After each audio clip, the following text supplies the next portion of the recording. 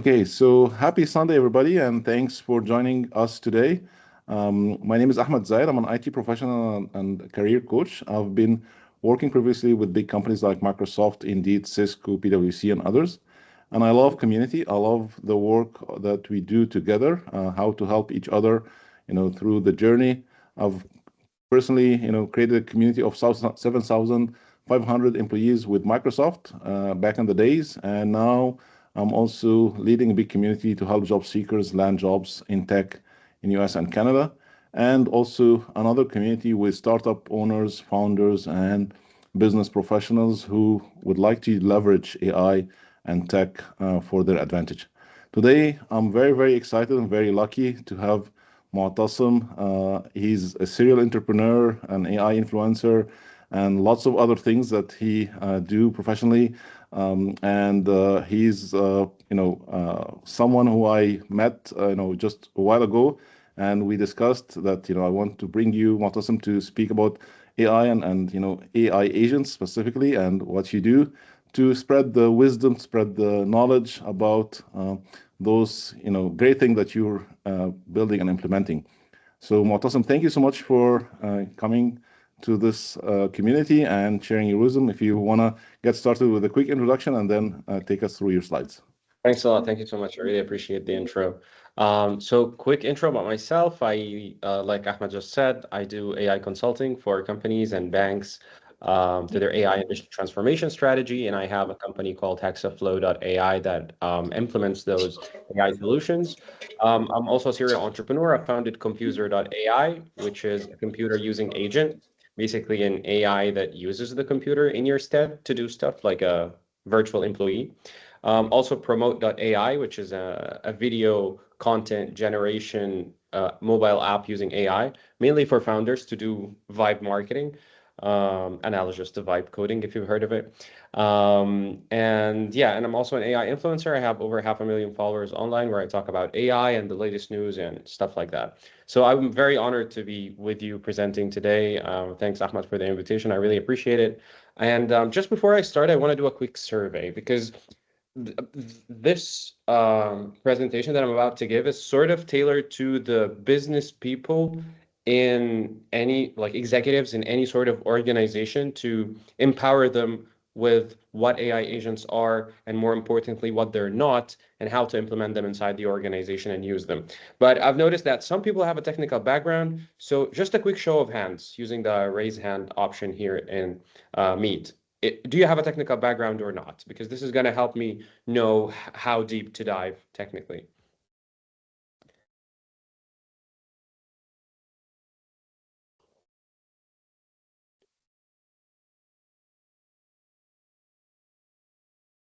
Right, so we have 6 people. So yeah, cool. 7 people out of 17, so or like out of maybe except for the 2 of us 15. Then I guess I'm gonna keep it more on the business side and explain the technical terminologies as we dive deeper into them if we had to. Thank you so much for raising your hands. Now let's get right to it. So in order to understand agents, I think we need to have the context of how did we get to agents, right? So AI agents, everyone's talking about it. But how did we get there? So first off, we started with chatbots, which are basically just text. You say something, it replies to you. But the problem with that is that it will not do anything. It will literally be useless, completely useless. If you're not there on your computer, just telling it stuff, right? Unlike an employee, I like drawing the analogy between AI agent and employee, by the way. So an employee just does stuff for you on their own, or like for the company.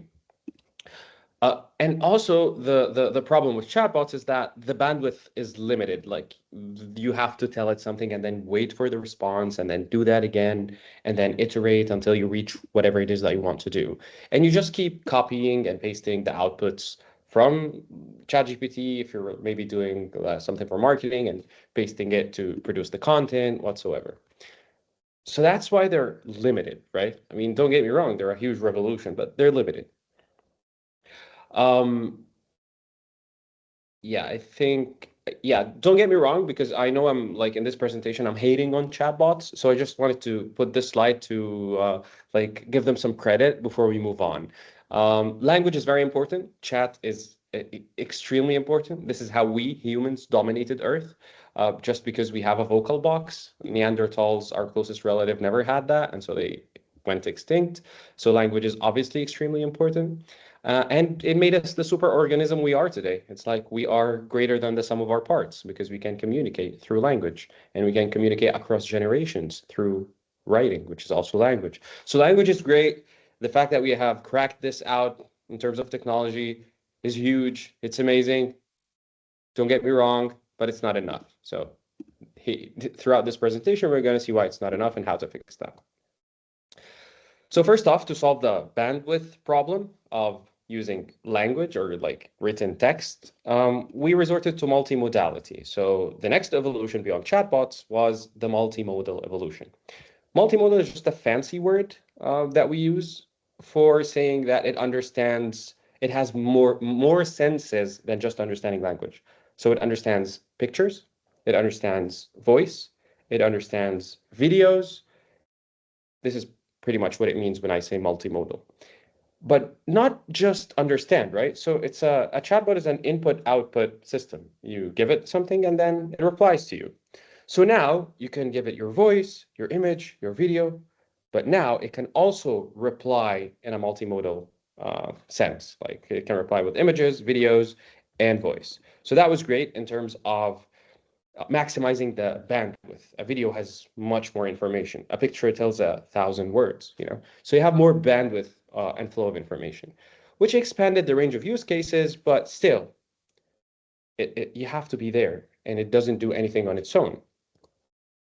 And that's why we went to Agentic AI. So imagine that you no longer need to prompt it manually. It just knows what it needs to do, the AI, and it knows when it needs to do it and does it automatically. So this is the era of Agentic AI, where the AI senses, keyword senses a trigger, and then executes a plan on its own. So this approach existed conceptually, but now it's much more practical with the LLM revolution that we had. And I'm going to tell you how it was in the past and how it evolved. So AI right now, it can be scheduled like an employee. You can tell ChatGPT, for instance, I need you to run daily at 8 a.m. or just wake up when we get a new email and then do something, which is sort of similar to when you're training a new intern, right? You just tell them, hey, whenever we get an email, just do this or come ping me or whatever. Or at 8 a.m. every morning, I need you to be here in the office. So it's more or less of the same. Now, once the AI is triggered, it's like, okay, it's 8 a.m. What do I need to do now? It plans how to handle the incoming data and executes actions. So a historical case that we all know is trading bots, right? We all know that the stock market is controlled by trading bots, like Aladdin from BlackRock and whatnot. Now, how do these guys work? They've been there, and they've been there for so long. It's just that their AI brain is not the LLM transformer brain that we have now, not the same technology. But at the end of the day, it's an agent. Now, I think this is the moment where I pause to define what an AI agent is from the textbook. What does the textbook say? So an AI agent is any AI model that can see or sense the environment and act. That's it. Just sense the environment and act. So in a trading bot context, it's an agent because it senses the price action and it acts in terms of deciding to sell or to buy or to leverage or to short. I mean, it's now a lot of things, but just to simplify it, it has actions, sell, buy, and it has context or a stream of input from the world that it lives inside of. Now, AI playing chess also sees the world of chess. Its world consists of the pieces, white and black, and their relative positions. And the actions it can do is pick a piece, move the piece from to. So that's an agent. Robotics, obviously, is also very agentic because a robot can see the world and act into it. But the modern examples that the large language model revolution enabled agents to do would be something like customer service agents. You could just phone someone up or a company And instead of them replying, you get an AI replying. It senses the whole conversation and the data about how to respond to you based on the company's information. And the action it has is not just to reply to you, but to take notes on the CRM and say, hey, this guy called me today and this is what he said, and I have resolved his case, and maybe escalates to human support so it has actions to perform inside the organization. Now, don't try to grasp this customer service concept too early, because we're going to dive deeper into it when we get to the use cases part of this presentation. But just to give you an idea, and also workflow automations. So workflow automations have been there forever, right? We've all heard about robotic process automation and workflow automation way before AI was popular. I wouldn't say invented, but popularized, because AI has always been there. What's the difference? Why is now workflow automation suddenly a thing again? Well, it's because in previous automations, it was just if-then workflows, right? It's like, if the email contains this very specific keyword, respond with this very specific template. And the best we could do was to swap out variables. It's like, just swap out the last name and take the last name from the person that sent the email. That was as smart as the workflow automations got. So it was just deterministic if-else workflows. We know that if the email looked like this, it will end up doing that. But the revolution in workflow automation, now that we have AI or LLMs, is that no, you can actually tell the AI in natural language the concept of how you want to respond to people without mentioning specific keywords or giving it specific templates. I'm telling it, whenever you decide, keyword decide, that's the new part in AI automations now. Whenever you, the AI, looks at the email and then decide to send an email, then you have the freedom to send them whatever sends the message that we want them to get. So it no longer has templates, and it's no longer deterministic. If I send it an email, I'm not entirely sure what the response is going to be anymore, if there's going to be a response. It decides if it wants to respond, and it drafts the parameters for the action. In the email case, the email body itself. So that's the revolution. Now, we have a new technology that we can plug into AI automations that analyzes stuff that's happening and decides. Not only decide, but also perform the action after making the decision. So that's why it's now a thing, again, to do workflow automations. So how does it happen? So let me give you a quick example of an AI agent. Now, I mentioned that we built Computer, which is basically the AI agent that controls the computer. Now imagine what does this agent do? So first off, its environment is a computer. It can perform actions like see a screenshot of what's on the screen, and then it can control the keyboard, and it can control the mouse. So let's see a quick demo of how that might look like, and then we're gonna go back. So this is Computer. If I tell it to browse, open the browser, go to a technology website, find an interesting article, and then create a text document summarizing the article's key points. So these are my hands. I promise I'm not doing anything. So the AI agent is living in this virtual desktop environment, taking a screenshot, looking at the screen. It's like, okay, what's going on right now? And then deciding to do a left click. It decided to open TechCrunch. It decided to do a task list to complete whatever it is that it's doing. And it will just keep going on and on until it finishes the task. Now, this is something that you can tell, hey, go to my email and summarize it. Go find me a plane ticket. But at the end of the day, this is something that was completely impossible before the invention of large language models that we have turned into AI agents. Because at the core, this is an AI model. But it's capable of doing that because it has an action called take a screenshot, use the keyboard, scroll down, and so on. So that's an example of what we can do with AI agents today. But for your company, now let's go deeper. For how to find a company-specific solution. This is something I showed you this, by the way, because it's generic and sort of gives you this wow moment. It's like this guy might tell us something interesting. But how to find the actual use case inside of your company. So to do that in your company, you need to find the where's the information in my company? That's the first thing you need to ask yourself. Where's that data? Because the AI needs to see a certain world. Now, what is that world for my company? So for most companies, that's usually an ERP system or a CRM, where it's mainly the systems you normally your employees normally use, right? So it could be the ERP, it could be the CRM, it could be any kind of software that you use to operate your business. Now, you automatically understand that this is the world or the environment that my agent needs to live in, just like my employee traditionally lived inside of that environment.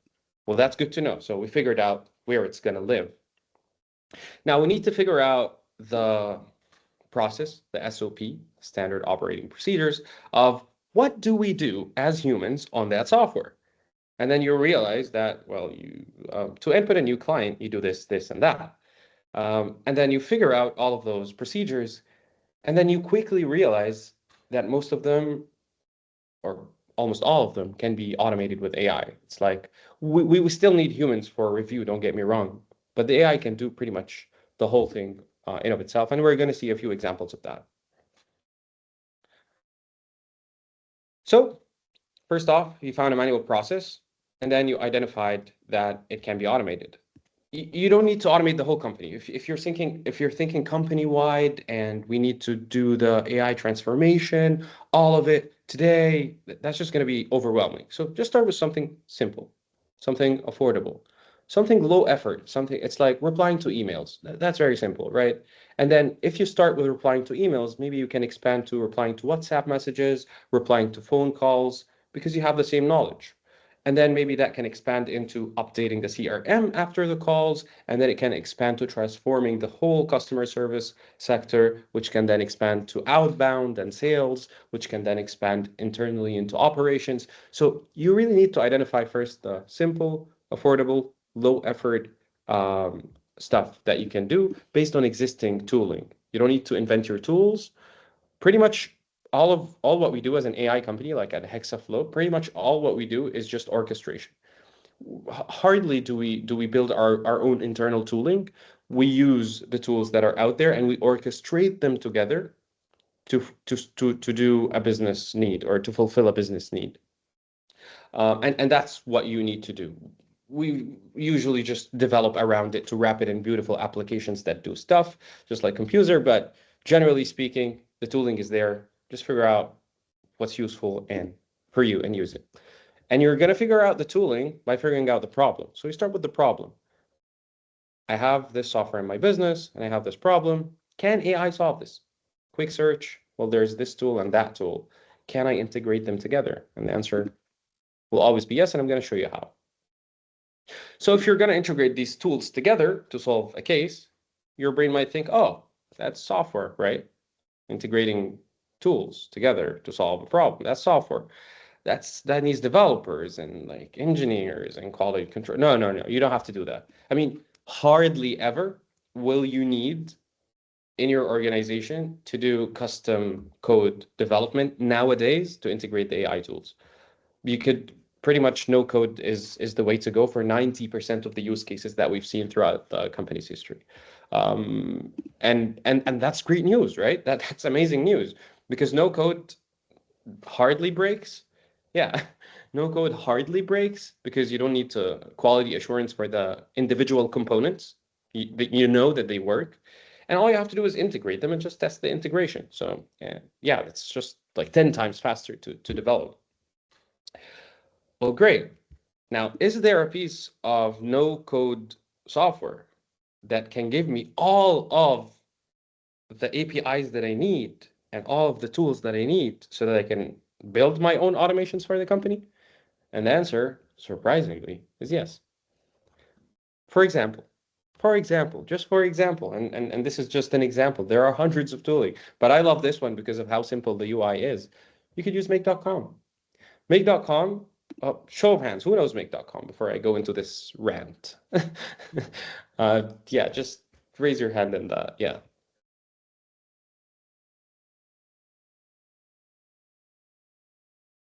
Okay, I'm gonna rant. So this is gonna be a quick rant. Let me show you something. So this is make.com, right?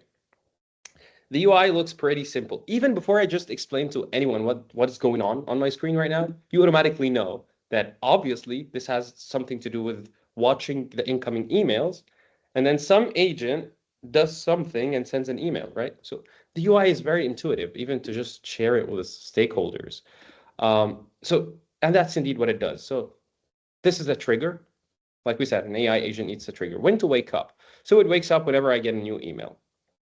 And then the AI agent that I chose to be Gemini 2.5 Pro and gave it the instructions to respond in a lovely, nice, polite way, saying blah, blah, blah, blah.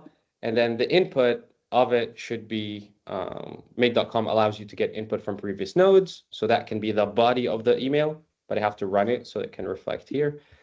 But you get the point, right? It's like you're going to respond with these instructions to that input, which changes dynamically because Mate.com just does the heavy lifting. It's like, I'm going to put the new email here when I get one. Now, what does the agent do? I can give it knowledge. I can just upload files from my company or give it my company website or just so much stuff I can do to give it a knowledge base to know about me. And I can give it tools. Now, anything, if you use ClickUp, for instance, now you can have it grab the AI agent when it decides, based on the instructions, it can get a task from ClickUp. It can add a task. It can do whatever. We can do Gmail. It can just do stuff in your email. There are hundreds of tools. And for the techies, you could also do your own API integration. You could use Google Sheets. You could do stuff in Google Drive. You could pretty much do anything. Salesforce, Pipedrive. It's just the list is almost endless. And because you have API integrations, also it's literally endless. Zoho. So pretty much you can give the agent any kind of tooling and tell it, this is a tool. Whenever you decide you want to call it, you can call it. Historical workflows looked like this, right? It's like after this node, you want to send an email, but it's no longer like that. It's like, this is the only node and it has access to some tools. And the output of the workflow is based on its decision, not if else go into this branch. That's that. Do you see that paradigm shift? Instead of go to this branch, the AI is just deciding on what to do. And I think that's extremely powerful because this is where we needed humans to do the analysis, to do the judgment, to do the judgment call of which tool to use, to actually use the tools because AI couldn't use them before. Well, right now you can do that. And even if the tool is not there, I just showed you that there's something called computer use agents. Even if you have a legacy piece of software living on your local cloud in your company and there's no APIs for it, you could still have an AI use the computer inside of your organization locally to do stuff.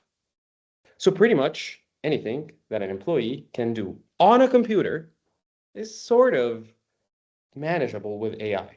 I'm not saying AI is replacing workers, don't get me wrong.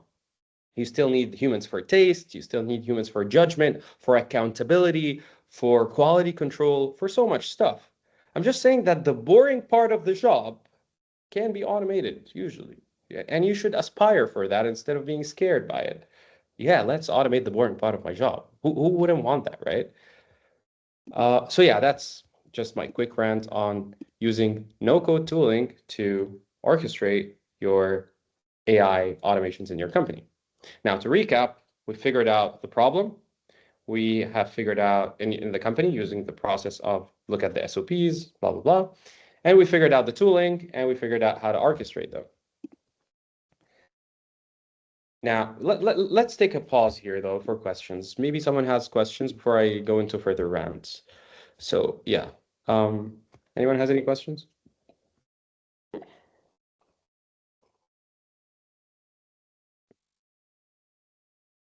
I think for some people, maybe, again, those are new information. Some people maybe already using it, so it could be a bunch of different.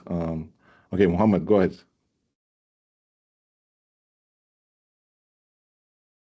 If you want to unmute, Muhammad. Okay, I'm not sure. Yeah, sorry, some kids yelling in the background. Just Chris, how does this compare to like N8N? And I assume your world has been hectic in the last probably 3 to 4 weeks with the new other apps without names. Like right. Yeah, if you want to say them, sure. Right. So N8N is basically make.com. How I perceive it is that it's make.com for developers. So because N8N is, I think it looks more complex on the untrained technical eye. So this is much easier and almost does everything N8N does. But N8N on the other side, it has a self-hosting option, so it can be cheaper to run, but you also need to know how to self-host it. So you need to be a developer, and the UI is a bit more complex. So make.com is, for how I like to look at it, is that make.com is for non-techies and N8N is for the techies more. Okay, cool. No, thanks for introducing it to me. I haven't seen it, and it does look a lot easier on the eyes. Right, thanks, no worries. And yeah, regarding the new tooling that keep coming up, I honestly enjoy it, and it gives me a business, right? I mean, if it's just the same tools that everyone knows, what's AI consulting here, right? So it's like I'm always like it keeps me in the business. Like I know the new stuff, and we learn them, and we R&D with them, and that's how we can help companies. So I think that's good, at least for me. So I think there is a question on the chat. If you'd like to read it, or should I read it for you?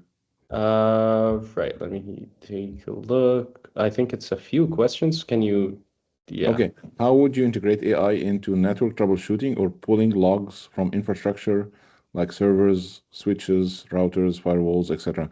I think this is a little bit technical and deep, but if you want to maybe give a quick insight.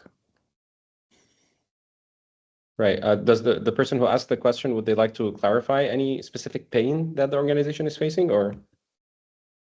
Sue, would you like to unmute? Okay, no, good day, everybody. I'm just asking, it's not like an organization is facing anything. It's just based on my knowledge. I started my career as a network engineer, right? But now I build softwares. I'm going to AI now. So I was wondering, because back in the days in networking, you have to manually check the logs, do manual troubleshooting, right? So with AI now, I'm just trying to see how to develop such solutions for network engineers so that they don't have to manually go and start putting the logs. If I can do because I've been a software engineer, I could understanding of AI now, I can do a bit of integration, right? I also want to know your take on how to implement this so that you can have a solution out there for network engineers, basically.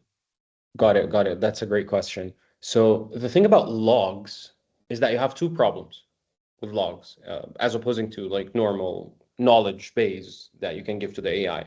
The first one is that it's a constant stream. You need the live log of what's happening right now so that you can utilize the AI to its maximum capabilities. Like, for example, telling you that, hey, there is something wrong in the logs, or there is something malicious. So you need that real-time stream. So that's the first engineering problem.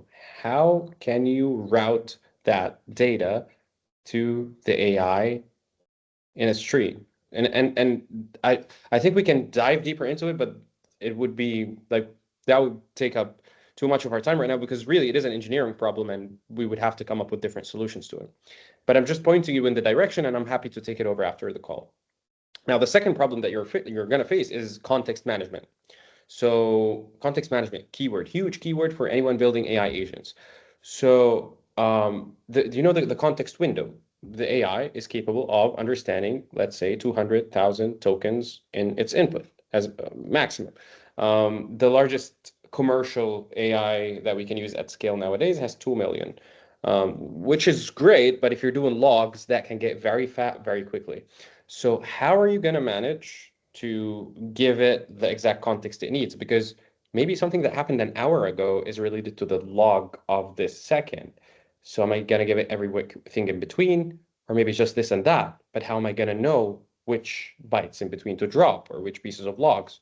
Am I going to do smart filtering? Am I going to let the AI do some kind of filtering?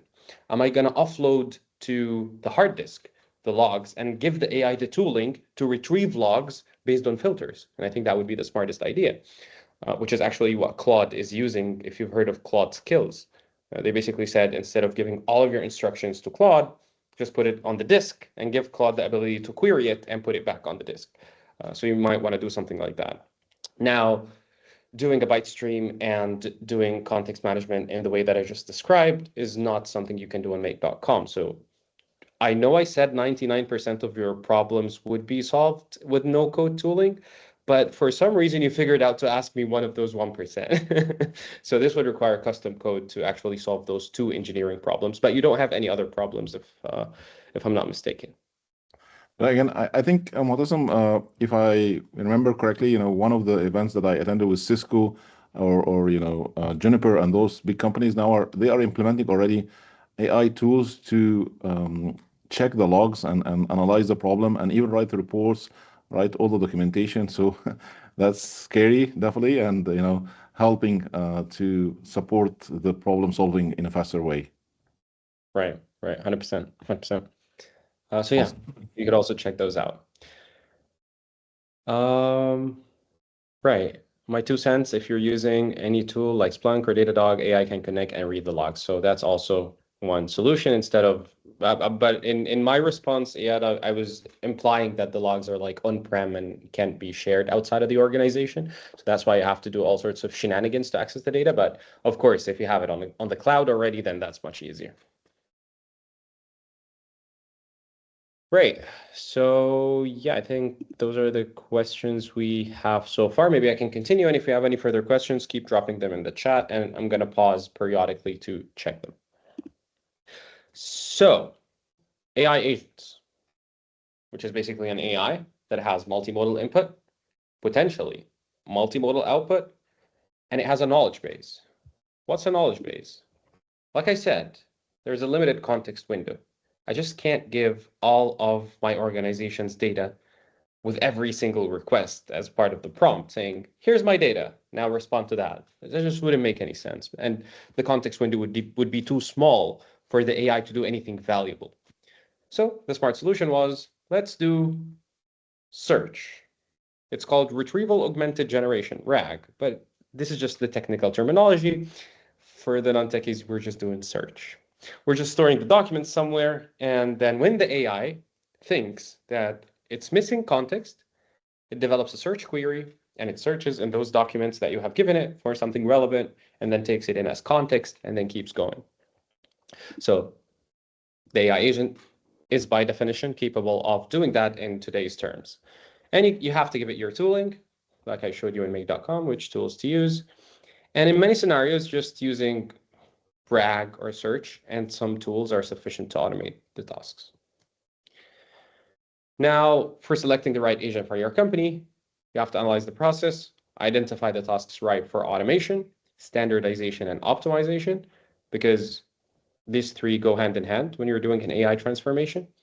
You automate manual stuff, of course, but in order to automate them, you have to actually have a standard to give to the AI to follow, which is basically your PRD or like the requirements of this automation project. So you need to standardize the process. And by definition, when you do automation, why do we do automation? Like, why am I trying to put AI in the company? Three things. It's basically optimization, but you optimize three variables. So the first one is that you reduce the error rate. Whichever process has a human doing something, human has error rate.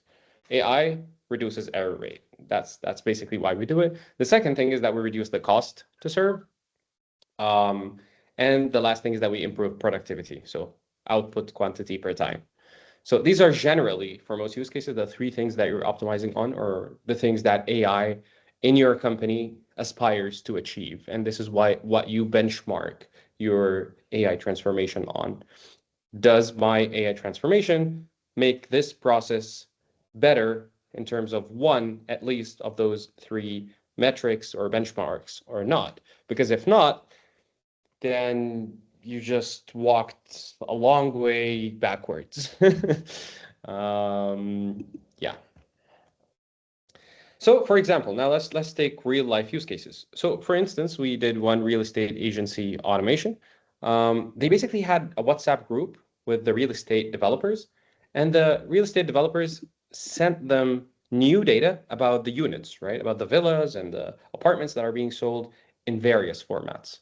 So it could be a text, it could be an image, it could be an Excel sheet, it could be a PDF, a video. They just kept sending. Each company had its own standard. They just sent stuff on WhatsApp. And the sales agent used to take them manually and input those into the product backlog of this brokerage.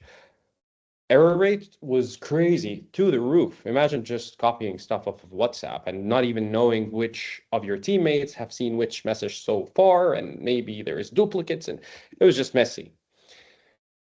Now, the AI that we did instead understood, we plugged it into WhatsApp, into all of those WhatsApp groups, and then it understood all of those formats, and then it put them in a structured database. So AI solved the problem with little to no observable error rate. And yeah, it identified the information, it put them in a structured format, it put them in a database, and it even extracted the base. Now that we have the data in a structured format, we did a recommendation system to the product backlog or the product catalog of the units. Now they have which is the hottest unit, which one has the largest time to pay in terms of installments. So the data actually made sense. Not only did we solve the data acquisition problem, but the data became useful to do the recommendation system.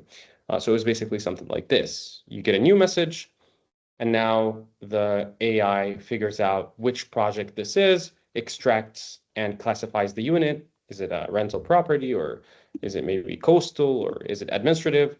And then add the units to the records and then makes the recommendation and send it to the sales team. I'm not sure if my presentation has that update yet, but eventually we also did an automated AI outbound sales agent. So it would wake up every morning, takes the hottest units, and then does a call for the leads one by one to sell them that unit and updates the CRM. And we actually did it in the Egyptian dialect, which was a challenge, but I think we achieved something great in terms of market standards. And this is sort of part of how that automation looked like on make.com. So it can get very messy. This is just a very zoomed in part of the automation. So if you're doing something enterprise that's actually reliable, consistent, it's not going to be something that you do in a couple of minutes. Now, another example, but I noticed that it's getting darker, and maybe you guys need to see me, so let me do the light. Wait. Yeah. Magician. Right.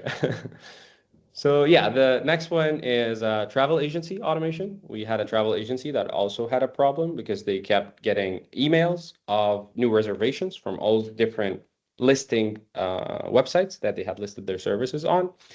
And the humans had to take it from the email, put it on the system, call up the drivers and the hotel rooms and the customers themselves to validate information.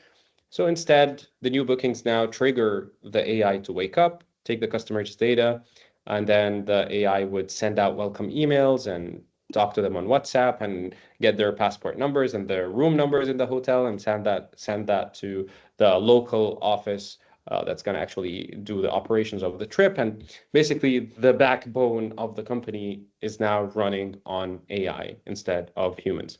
The AI does everything. As soon as you book, the guy in the operations know everything and has all of the information that they need because the AI got it from the booking email and contacted the client back and forth to get the rest of the emails and fill in the gap and then sent it to the guys in operations. So basically, whenever something new happened, it extracts the data, updates the records, and sends the welcome email. This is also a sample screenshot of part of the automation to show you how kind of it would look like. Another very important use case, which is customer service.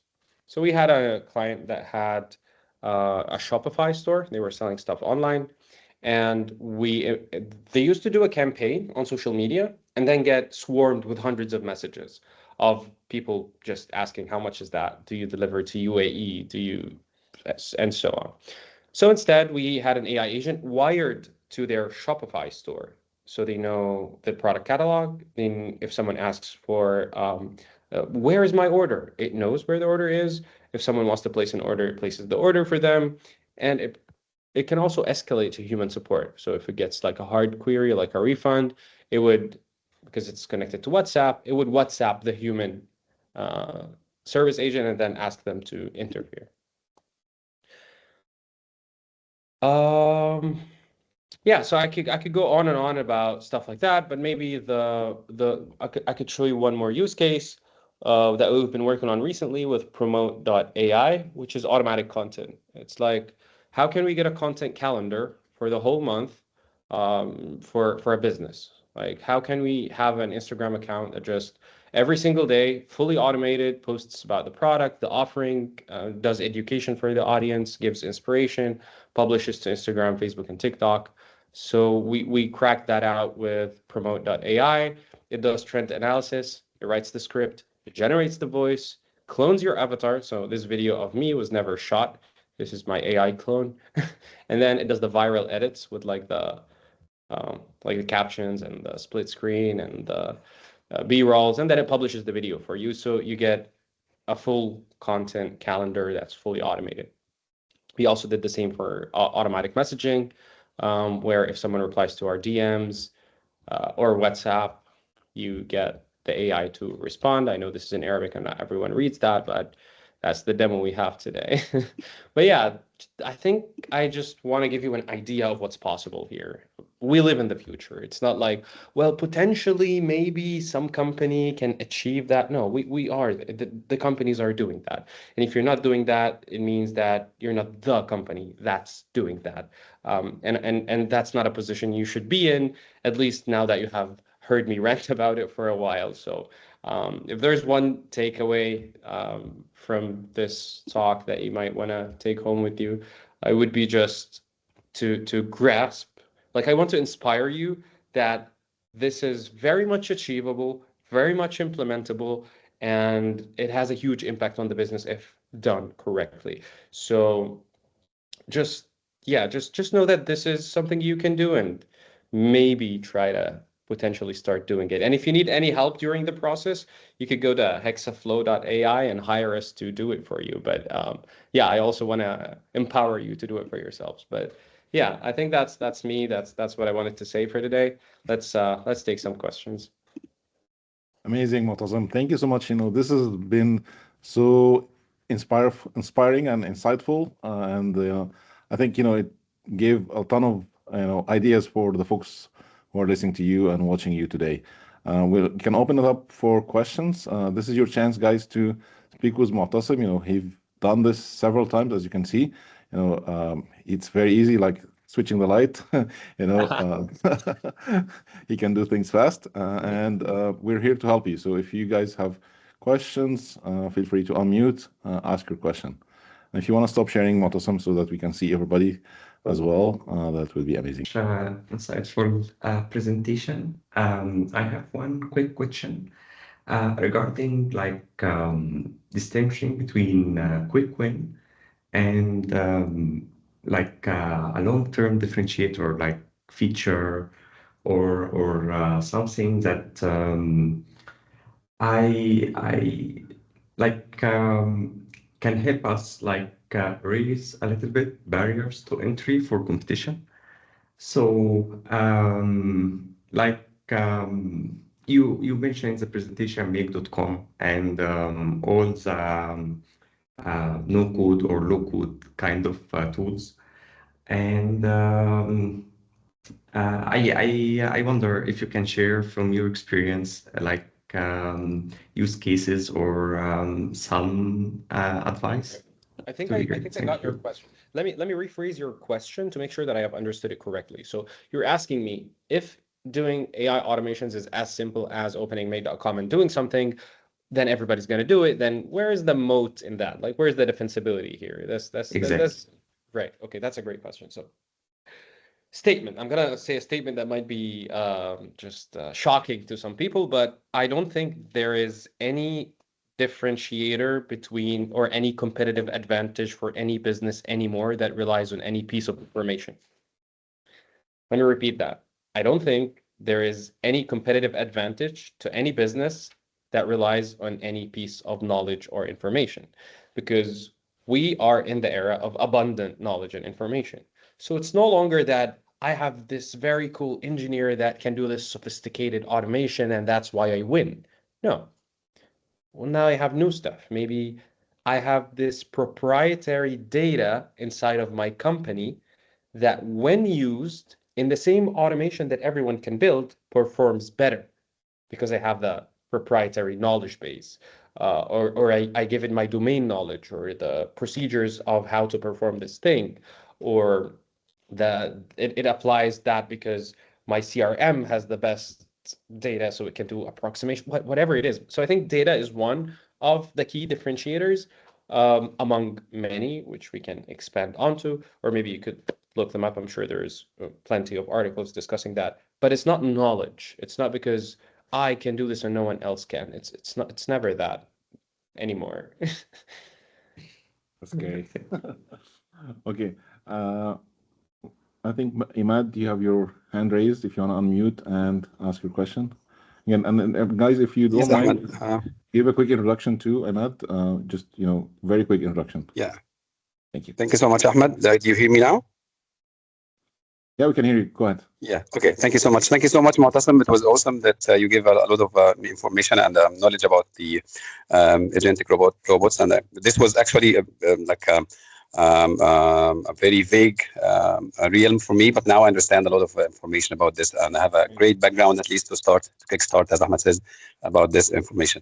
I'm kind of a small entrepreneur. I have my small business in translation and also in HR. I'm an HR consultant, so I'd like to have some kind of a agentic robots that that can help me. Like, if you can give me like I know I don't want you to repeat the whole presentation, but just a quick guidelines or action plan. How can I start at least a small agentic robot for me to reply to some WhatsApp messages, to reply to some emails, or maybe if I can start, if I can do like an automation to reply to some emails from specific people at the beginning. I'd like to do things myself. So can I do this myself? And if I can, what are the action plans or the steps that I can do to start at least something small on a smaller scale? 100%. So you've seen the part where I showed make.com, right? You've been here since the beginning, or? Yes, I did. Yes. Right. Yes. So make.com has something called Make Academy, and it's just public. It's you don't even have to pay for it. So they have free resources of how to start using the platform, and they have the beginner, the intermediary, and I think the advanced, or whatever they call it. I think the beginner is just sufficient for you to sort of start, but it would, just to set your expectation, I think it would be easier if you already have some kind of an idea of how the web technologies work. Like, what's an HTTP request? What's an API? What's a JSON object? These are some stuff that you're going to learn through the academy. They have it there. So it requires no prerequisite knowledge. I'm just telling you that from my experience, when I looked at the academy, I figured it's best if you already have an idea of those kind of stuff. But then you have AI. You could always just copy and paste and ask it, what the hell is that, for someone who's non-techie, Okay. Good. Yeah. So, awesome. Thank you so much. I think I also had I had a few introductory videos that I created about make.com, and they're on my website, maatassem.ai. So my name that you can see on the screen.ai. I think I have 3 or 4 videos that I did. This was me trying to do a course and then bailing on it. But then there are like 3 or 4 videos that just get you at that first part. Okay, good. Thank you so much. Thanks, Maatassem. Thanks, Ahmed. You're welcome. Awesome. Medad, I see you have your hand raised. Go ahead. Hi. Thank you, Maatassem. I first apologize. I wanted to join a little bit earlier. but unfortunately couldn't, so I got the last 15 minutes. But thank you for that. Full disclosure, I'm coming from a different paradigm in the sense that I have a small agency similar doing AI automation. So my question actually is more so from a collaborative perspective and learning perspective is, when we're using Make or Init and whatever it is, like, how are you working on LLM costs for your clients today? Like, is it, we know that, it can easily, the most shiny tools can easily rack up your LLM bills, right? So what are you doing today to kind of help your clients and organization? Yeah, that's a great question. So I just use their credit cards. It's like, yeah, I just offload that completely as a risk to my business. It's like, you're going to pay me for my knowledge and the implementation, but the tools, Right. just go subscribe to the tools. If you want to use ChatGPT, go subscribe to ChatGPT, give me your API key, and then we're going to do it for you. Okay, no, understood. It's a, Fair. yeah, I do a bring your own key kind of thing, and it's also good for them security wise and like control and governance. Right. Like when I work with enterprise clients, that's the only way I can work with them anyways. Right. But do you have an education piece in terms of the cost? Because a lot of people, like, for example, I know a lot of people jumping into the OpenClaw and Molbot bandwagon, but we know that in terms of LLM costs, that like easily you can rack up $10-20 a day for very little cron jobs, right? So 100%. I think is that's also learning for the clients to understand that that you can do it, but if you're using LLM and depending on the models you do, there is a cost involved to it, and then how to choose models. You don't need to choose the 100%. best models for everything, right? 100%. I think you hit a nerve there. This is very important to educate people on in terms of which kind of tasks are cheap, I think, and which kind of tasks are expensive. So for example, at the beginning, which is a part of that I'm assuming you haven't seen, I showed a computer using agent that we have built and how it works. This thing is expensive, especially if the context gets big, because it's an agentic thing and it keeps just going and going. So it's not cheap, unlike if you're just replying to an email, because it can't use the cheaper models and it's using more tokens. So 100%, this is something to factor in. But as far as like, I don't think companies should be concerned about optimizing their LLM costs right now as much as they should be concerned about maximizing their investment into that sector to get the outcome. It's like I don't think if you cut the LLM cost in half, I don't think that's going to help the business as much as utilizing the time you would take to cut the cost in half into building more automations. This is kind of my philosophy. It's like, don't try to cut the cost, do more. We'll figure it out. Once everything is stable and you're ahead of the competition, then we can optimize. And this is not the strategy, just the strategy that I advise my clients. I actually walk the walk. This is what I do for myself. I'm happily paying thousands on AI, building a product. And then once that product is stable and we're in the process where we need to optimize, then we optimize. But yeah, I think that was a great question. Thank you for that. I saw Justina. Go ahead, sorry. Yeah, there was a follow-up or? No. I just said thank you. Oh, yeah, my pleasure. Thanks for that.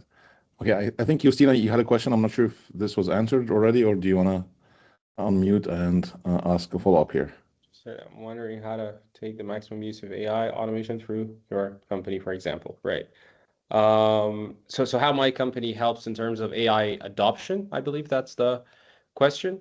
So basically what we do is that we help you with what I just said as a company. We try to figure out with you what problems are there. We look at your processes. We ask you all of the questions. Who works for you? What are they doing? What's the process? How is that person communicating to that person? How do they send them the data? And then we map out your processes that are ripe for automation. And then we actually implement those automations and ensure that they get to that high accuracy, reliability, and like optimization point where you're actually getting the ROI you need onto your AI. And then we keep repeating that with the rest of the departments inside of your company until your company is fully AI transformed. So that's what we do, if that answers your question. Justina, if you want to unmute or... Yeah, thank you. Yeah, well, thank you very much for your answer. I found this very impressive and super useful that companies can really automate and make their working processes such and so efficient and in such an easy way in comparison to a few years ago. It's quite insane, actually. It's like black magic, and I'm kind of like really shocked at what you just said. So really, thanks for the input. It was pretty impressive to listen, and keep up the good work. Thank you. Appreciate it. Thank you so much. Okay, awesome. So we're almost running out of time. This is amazing. I know, Maatassem, you have lots of other things to run and catch up, maybe with this community and also with your other business. I know maybe time ran really quickly. We definitely gonna speak again, me and you, maybe further, how to bring more wisdom to this community and support the needs as possible. So definitely catch up, me and you, offline on that. But meanwhile, any final thoughts, anything that you want to share with this group? And before I let you do this, I'm just, again, I'm building a community for all founders and startups. I'm going to share the link in the chat for you guys. If you want to join it, please register, fill this form. Again, this is still on the make, process. I'm still building it. So once you fill this form, I'll definitely reach out to you by email and maybe, we have a one-on-one with you guys so that I understand exactly what's your needs and how to bring, speakers like Maatassem and others. We have a very, very efficient and professional community out there that can help. Maatassem, I'll give it to you to wrap it up and share your final wisdom. Thanks, Ahmed. Thanks. I really appreciate it. And yeah, I'm looking forward to being that part of the community. Honestly, I think it's great because I love doing this and it's very hard to manage a community. So thanks for bridging that gap. And yeah, I just want to wrap up saying, please, if just to give meaning to what I have done today, do something with it. Just do something. Just figure out what you can do today based on what I have said, any thought that might have popped in your mind, and just as a thank you to me, if that's what you want to do, just do something today for your organization. I think that would, for me, knowing that at least one person has done that would be amazing. So yeah, thank you so much for listening. I really appreciate everyone. I appreciate the questions, and yeah, all love. Enjoy your days.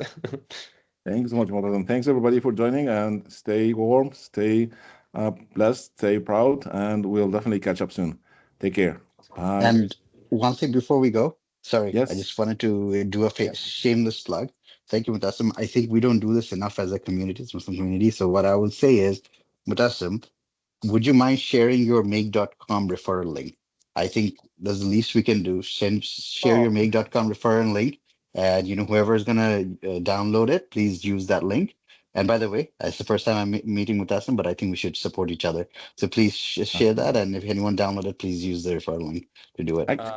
I really appreciate that. Thanks. That's very thoughtful of you. I don't have it on me right now, but I'm gonna post it in the like the LinkedIn webinar thing if you want to use it. But thanks. That's really thoughtful. I appreciate it.